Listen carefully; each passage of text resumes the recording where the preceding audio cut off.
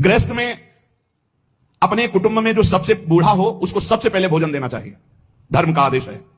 यहां बहू और लड़का कॉफी और समोसा और चाय छान रहे हैं और बूढ़े टुकुर टुकुर हेर रहे हैं, अगर कुछ कहें भी तो डांट देंगे, तुम्हें घर में तो रहना है, बना लेना चाय पी लेना, हमें ऑफिस जाना है, और ज्यादा बात किए तो 2-4 थप्पड़ मार दिए मां के पिता के।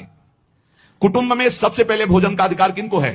गरम गरम भोजन बना के पहले वयोवृद्ध, फिर दूसरा अधिकार बच्चे, फिर तीसरा अधिकार अपने जो आए हुए जन हैं, जो घर के जन हैं। बनाने वाला सबसे बात के, ये नहीं कि बनाने वाला पहले चक्क छान के फिर जो बनाया सो परोस दिया। ये वो रसोई में कभी कमी नहीं हो सकती जो ऐसी रसोई होगी।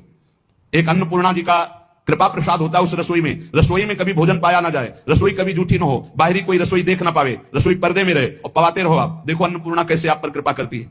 लेकिन यहां तो ऐसे दलित दुराए की हद है, वो उतार के रखा, धुआं निकला, मुंह में डाल के खा रहे हैं, वही खा रहे हैं, परोसा। ना भगवान से मतलब, ना भगत से मतलब है, ना बूढ़ों से मतलब है, ना ऐसी दलिद्रता छाई हुई है रसेंद्री जनेन्द्री की, पूछो मत।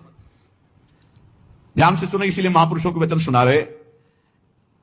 आज से जो सुन रहे हैं, भोजन में सबसे पहला अधिकार रसोई में वयोवृद्ध का है। हम कह रहे ठाकुर जी को भोग लगा दिखा के उनको पवाओ, पहले बच्चों को पवाओ, जो और अपने जन उनको। रसोई करता वो सबसे बात के, जो घर का स्वामी बनने का अधिकार रखते हैं उनको सबसे बात के पाना चाहिए, पहले सबको पवा देना। मुखिया मुख सो चाहिए, खान पान सो एक भी ऐसा कोई भोजन का पदार्थ ना हो जो किसी को ना दिया गया हो।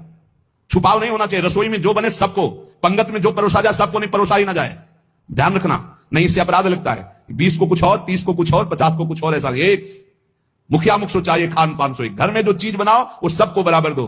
ऐसा नहीं होना चाहिए कि आप अपने लिए कुछ अलग, उनके लिए कुछ अलग। जब अपनी मोह वृत्ति होती है, सत्संग का ज्ञान नहीं होता तो अलग अलग होता है, बहुत विचित्र होता है, बड़ा अपराध बनता है। दूसरा,